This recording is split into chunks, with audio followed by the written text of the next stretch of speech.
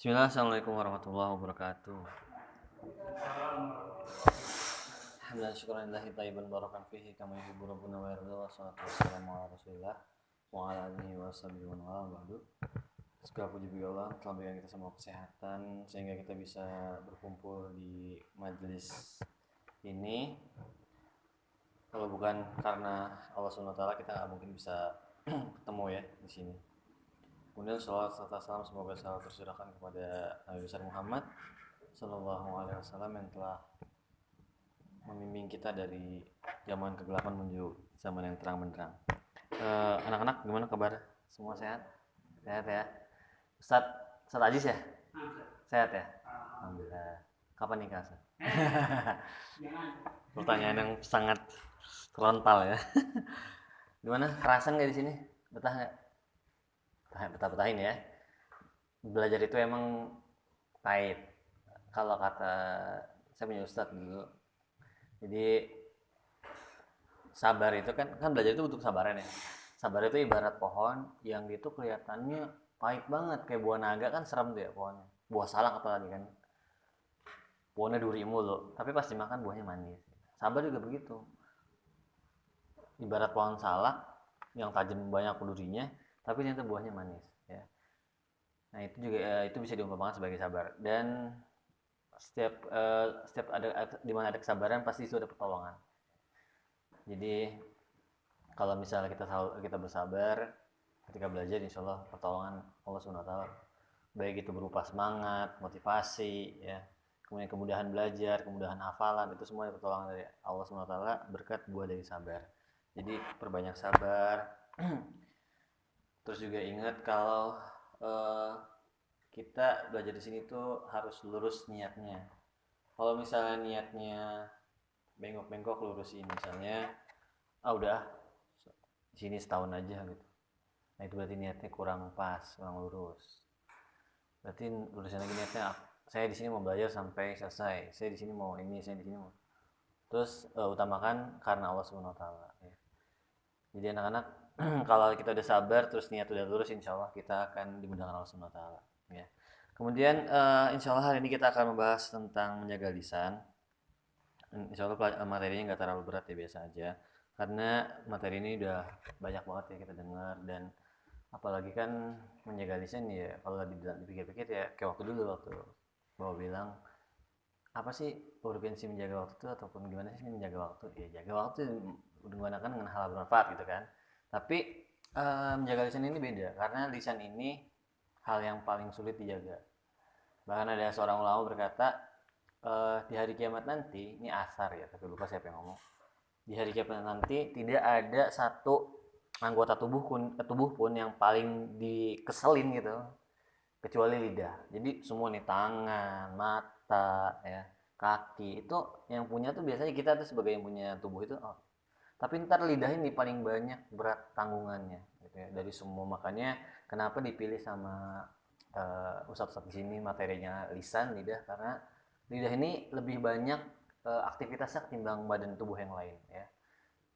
1 menit itu lidah bisa beraktivitas mengeluarkan banyak kata, tapi kalau badan itu, tangan nih paling gerak 8 kali gerakan aja udah capek itu ya, tapi lidah tuh nggak ada capek-capeknya.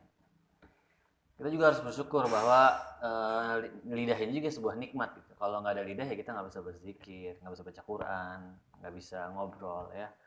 Allah SWT berfirman, alam naj'al lahu ainain wa lisanan wa syafatain ya.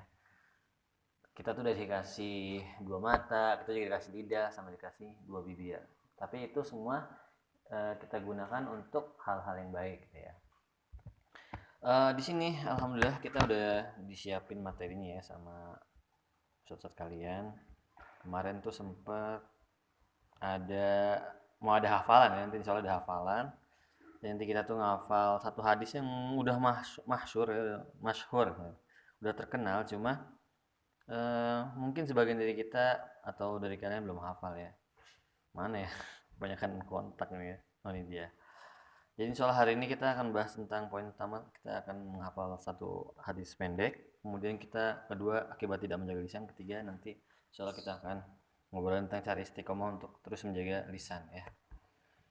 Nah, jadi anak-anak sekalian, sebelum kita ngomong ngebahas lisan, kita coba ngobrol hal yang lain dulu biar nggak langsung masuk ke materi ya. Gimana ibadah kalian? Tambah semangat atau tambah lemes ibadahnya? Hmm? Kalau tambah semangat tuh terlihat dari wajah kalian yang semurinya ya. Tapi kayaknya ini lagi tambah lemes. Jadi anak-anak ada yang namanya dalam ini, maaf anak, ini yang ngomong anak-anak kayak ini juga ya. Jadi anak-anak memang dalam hal ibadah pun ada namanya kefuturan ya, bosan, rasa bosan. Makanya kita diminta sama Rasulullah itu untuk tidak terlalu berlebihan juga dan tidak terlalu menyepelekan gitu ya. Berlebihan tuh misalnya kayak, wah saya mau sholat tahajud nanti dari jam 2 sampai subuh.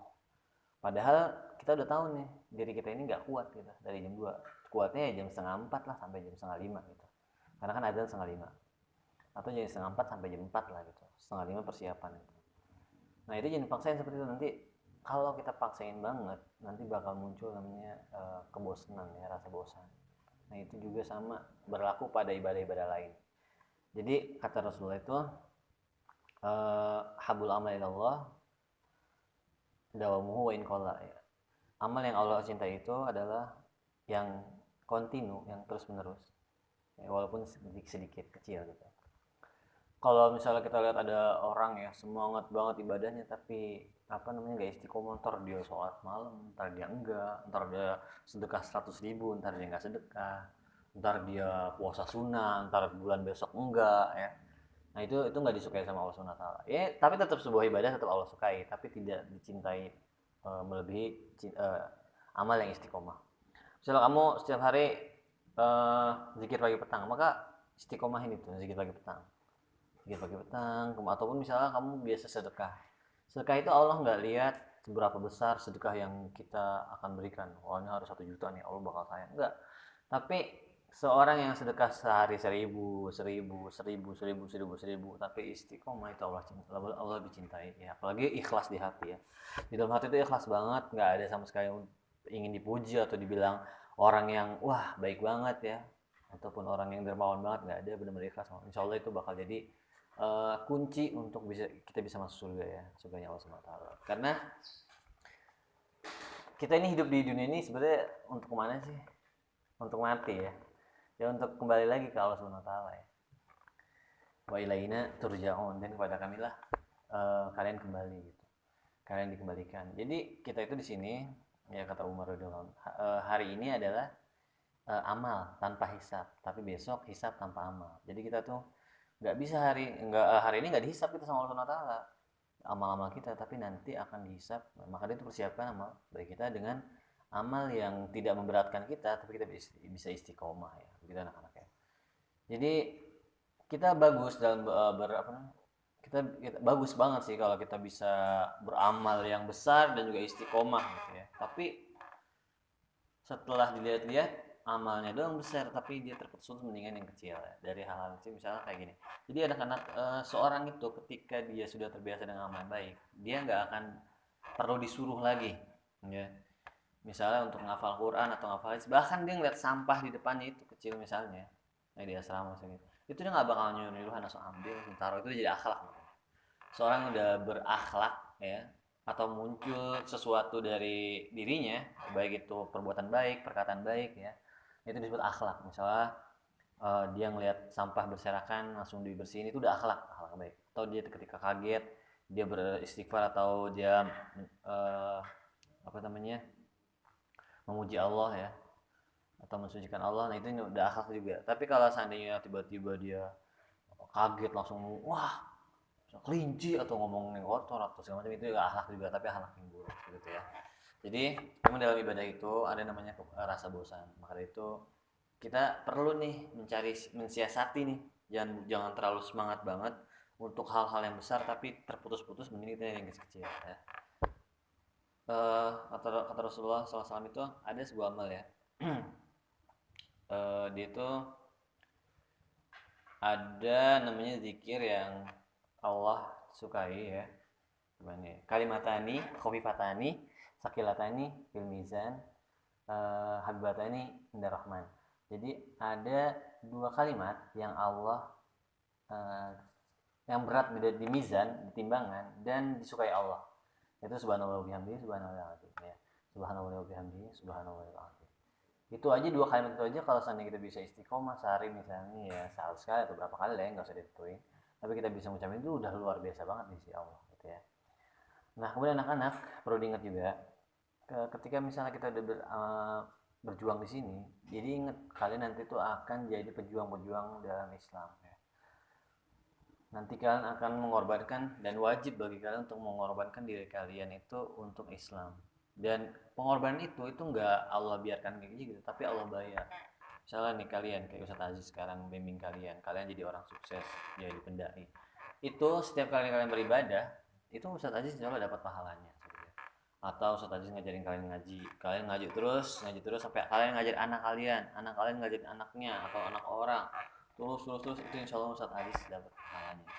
Nah begitu juga bapak ngajarin kalian begini kalian amalkan kalian sebarkan, itu bapak juga dapat pahalanya juga dari apa yang kalian sebarkan dan apa yang orang lain amalkan begitu. Jadi ketika kalian jadi pejuang Islam atau pendai di dalam Islam itu kalian nggak akan rugi selamanya. Dan kenapa sih orang berat banget untuk menjadi seorang pendai atau karena gini, kalau misalnya bapak bilang Rifki sholat di sejadah ada 100.000, faliyakul ingat ya Quran, khairan auliyasmut lagi. Oke, man kana yu'minu billahi wal yaumil akhir